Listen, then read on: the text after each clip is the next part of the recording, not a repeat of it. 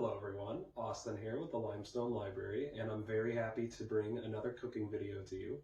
If you remember last year, we had a cookie baking and decorating program in February, and unfortunately we can't welcome you into the library for that same program this year, but in lieu of that, I'm very excited to present one of my favorite cookie recipes to you.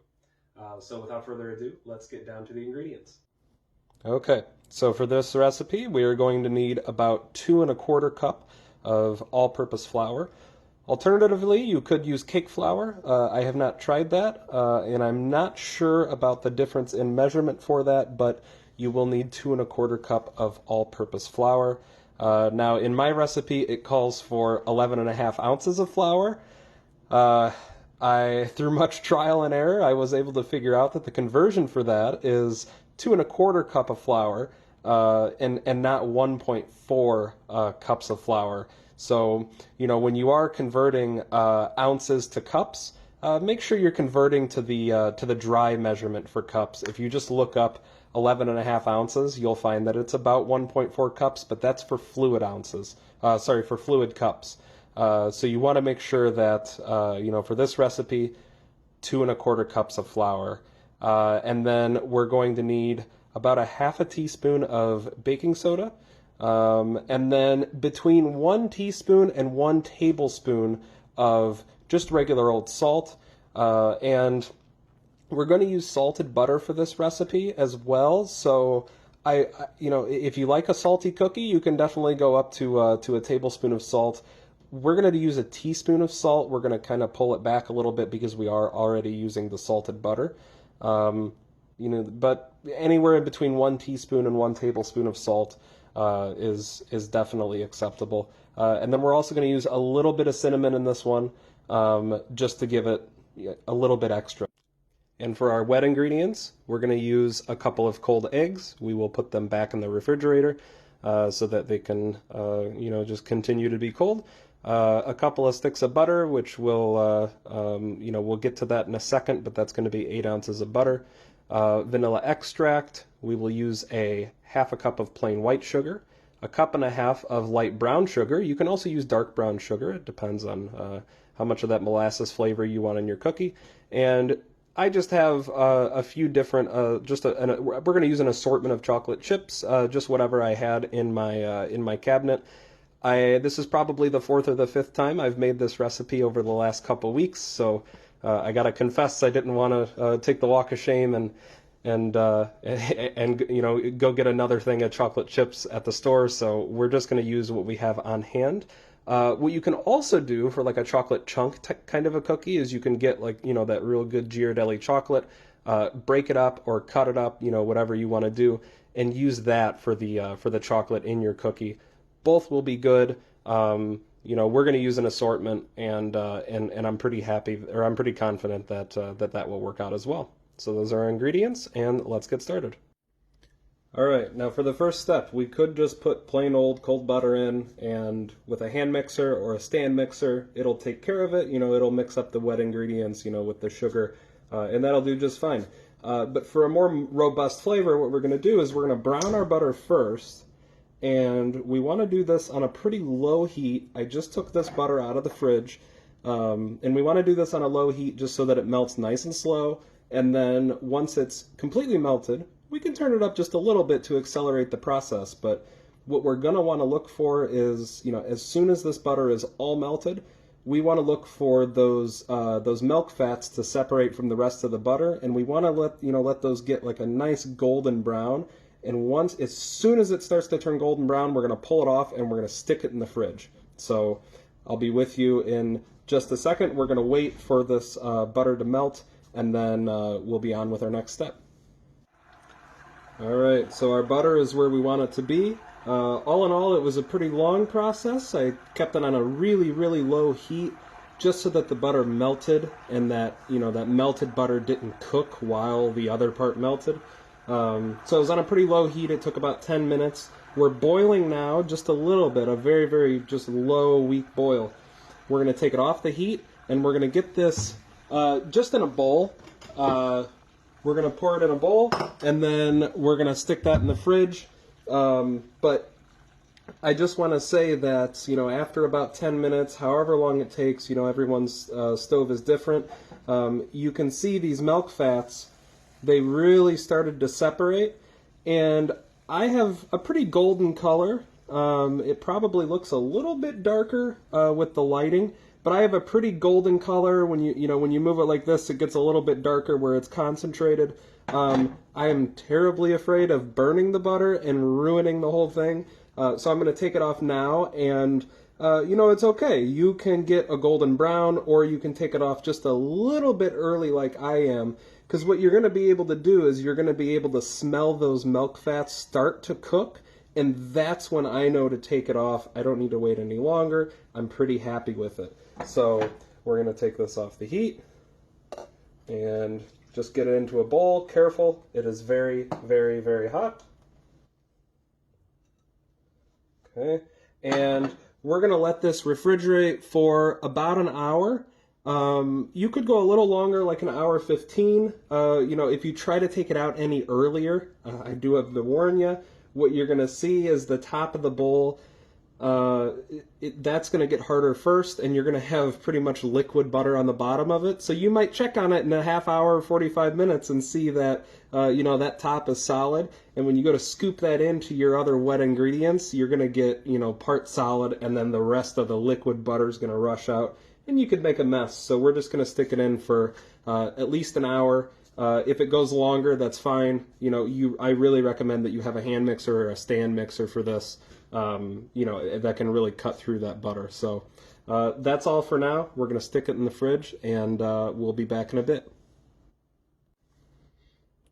All right, welcome back. We've taken the butter out of the fridge. We had it in a little bit longer than an hour, so it was nice and solidified. But we did already brown it, so we should get that rich taste that we're looking for. I've incorporated some of the wet ingredients into the bowl. We will be adding more. We're including the sugar in the wet ingredients, and we'll mix these up, and then we'll get over to the dry ones. So we have a half a cup of sugar, just white sugar that we've added. We've done a cup and a half of brown sugar, the rest of our butter, and then we didn't measure out the vanilla extract, but we added vanilla extract as well. So we'll mix this up, add the egg, and then we'll move on over to our dry ingredients. This stuff you can mix up by hand. It's not, it doesn't make an incredible difference, but when we get to the flour, you're probably going to want the hand mixer. So we'll mix this up, and then I'll be right back with you. All right, so we have everything mixed up. If you do use a hand mixer, probably just the lowest setting is going to be adequate. And I would say that's probably true for the entirety of the recipe.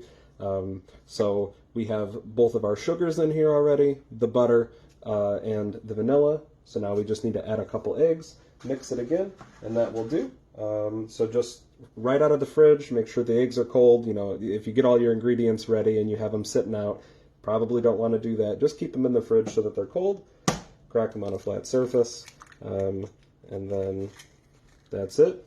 So we'll just we'll add these two eggs.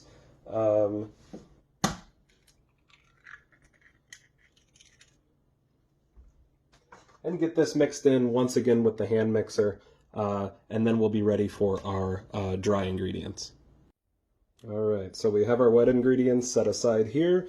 Everything is just nice and homogeneous. We did plenty of mixing and got the eggs incorporated, within the sugar and the butter. And now we just have a separate thing for our dry ingredients. We've kept it all in the measuring cup. We don't dirty any extra dishes around here. So we have 2 1/4 cup of all-purpose flour, and then we just did a teaspoon of salt. Like I said before, you could definitely up that to a half a tablespoon or even a whole tablespoon. I'm warning you, if you do a whole tablespoon, it will be really salty. We did use salted butter. If you use unsalted butter, I think I would go with at least a half a tablespoon, but you could definitely be just fine going with a whole tablespoon. It sounds like a lot, but you get the sweet and salty in the recipe. So we have the salt, and then we added a half a teaspoon of baking soda as well. Careful with your baking soda. Uh, usually when you buy it, it comes in a pretty big package. Just make sure that it's not expired. Make sure that your baking soda is fresh enough so that you can get the proper lift out of the cookie when you cook it. And then you can definitely omit this, but we also added about a teaspoon of cinnamon. You can cut back on it and go 3/4 of a teaspoon. That's fine too. But we slipped up and we added, I think, what is probably a whole teaspoon of cinnamon. Should be fine. And then what I like to do here, like I said, we don't dirty any extra dishes here, and we don't really need to. We're not working with a whole lot of dry ingredients. Just make sure that this is thoroughly mixed. I just have a fork here, making sure that this is nice and just mixed as best as we can. We don't want to overwork the flour too much. Even here it could develop gluten. And then what we're going to do here is we're going to incorporate about half of the flour at a time. I might even do a little bit less than that, and maybe do about a third. If you do it all at once and you're mixing it that whole time, you're really going to overwork that flour, develop gluten, and you're going to get a pretty tough cookie. So we're going to do about a third of this, just roughly. Feel free to eyeball that. You definitely do not have to measure that. So about a third, and then back to the hand mixer or stand mixer, and very careful here. What I'm actually going to do, I'm actually going to just hand mix it a little bit and get it stuck to the wet ingredients. What you definitely don't want to do is just stick a fast hand mixer in there and spray a bunch of flour everywhere. So let's see what we can do here. Looks good.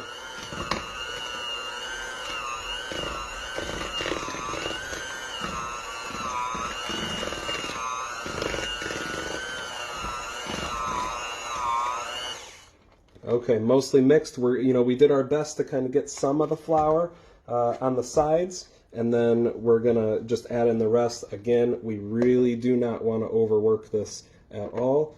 Sorry, not the rest, but about another half of it. And we're just gonna press this down. We don't want flour going absolutely everywhere, all over the kitchen, and just on the lowest speed.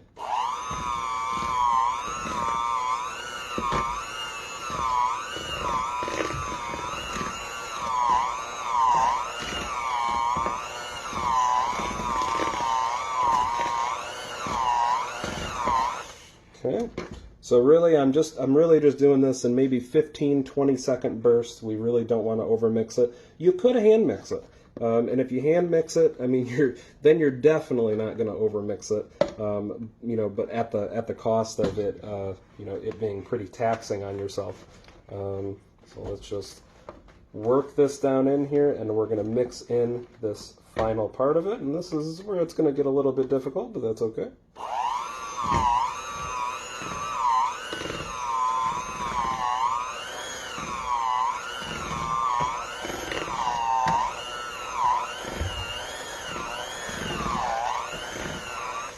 Okay, now I'm getting a little bit worried about my mixer. I'm just going to cut here and I'm going to clean it off and try to get everything incorporated by hand. You might run into this, it's going to clog up, but you can definitely clean it up by hand. And I just want to make sure that everything is evenly incorporated and that we're getting the flour on the bottom. But we did get the majority of this, so we will be right back. All right, so we have everything mixed in. If your hand mixer, kind of starts to fail you feel like you're not really getting the edges, you can always switch to your favorite rubber spatula, something nice and sturdy. You just want to make sure that you're getting all the flour on the bottom, on the sides. It's really important that we get a lot of lift out of the cookie.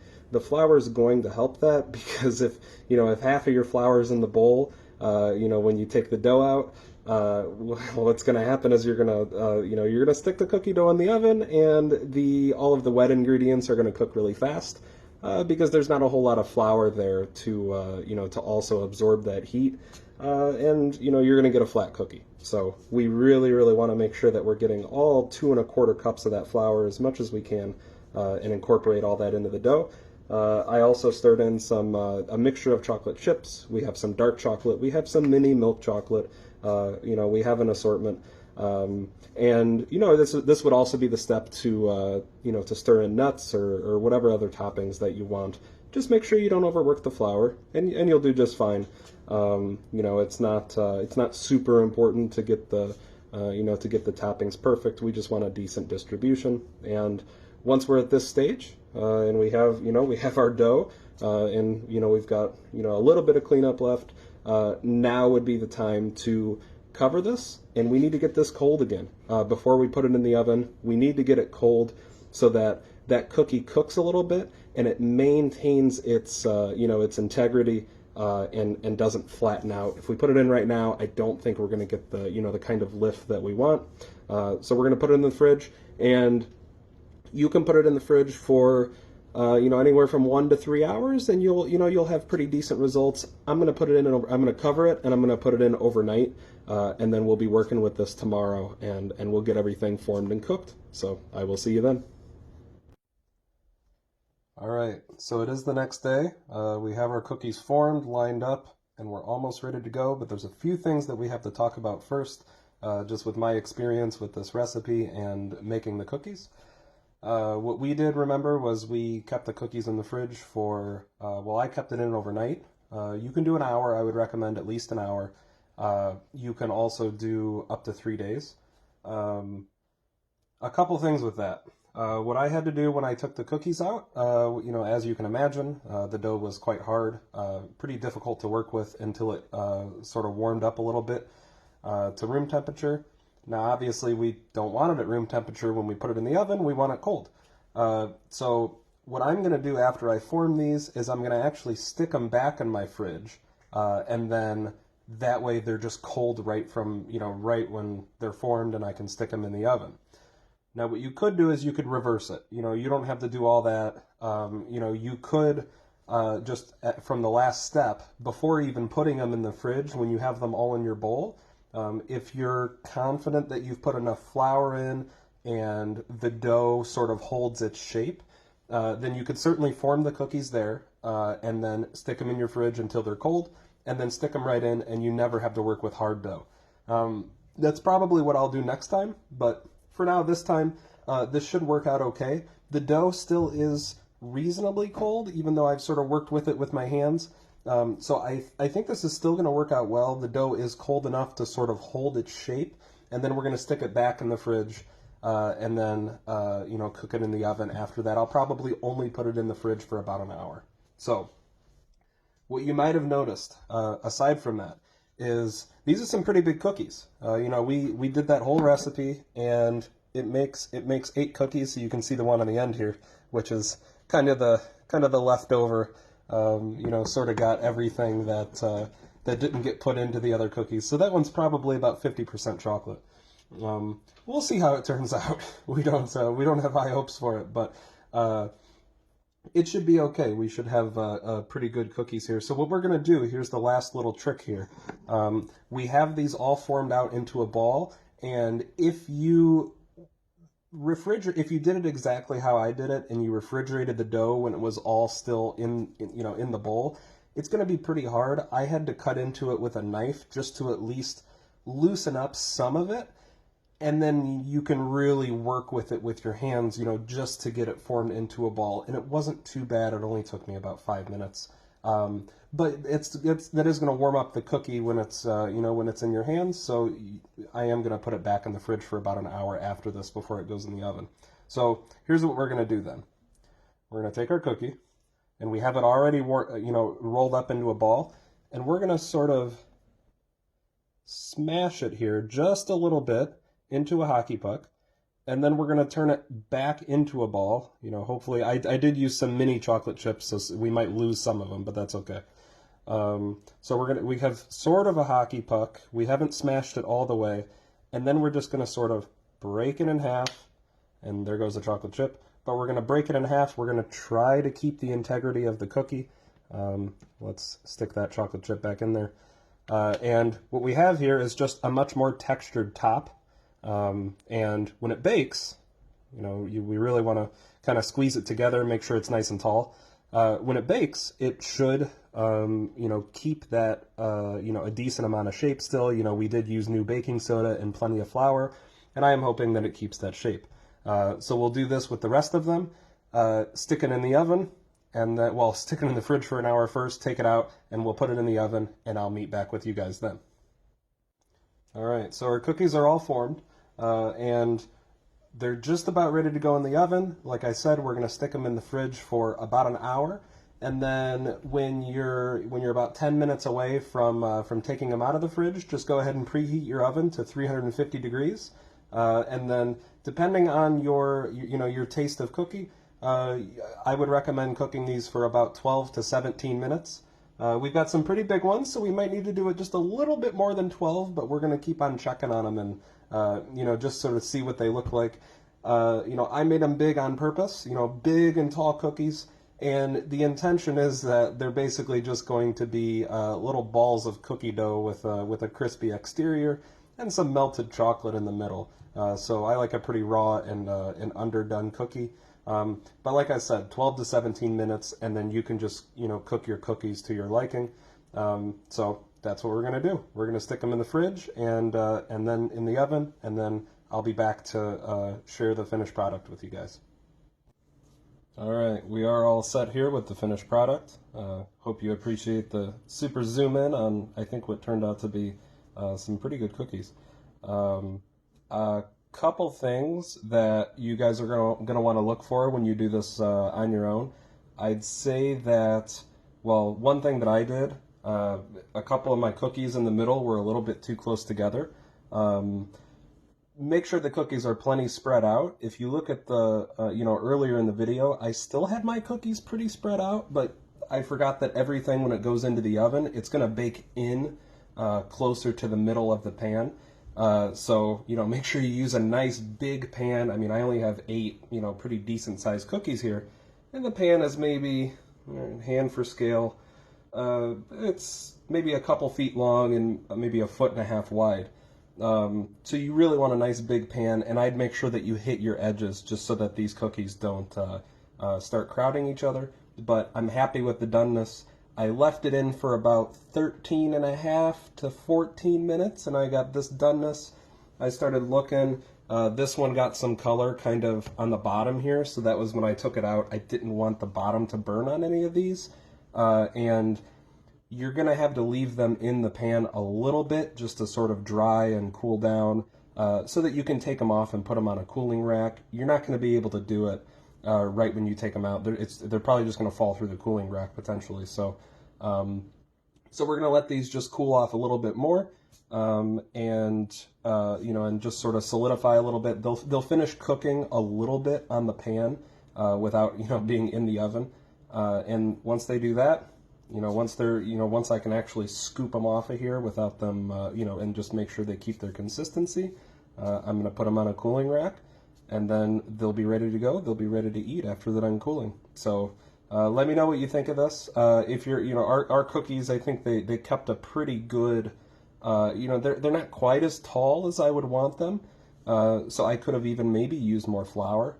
But I would say the easiest mistake to make with this is to not use enough flour and then have your cookies just spread out and then they're flat as a pancake. So we definitely didn't get that, which I'm very happy about.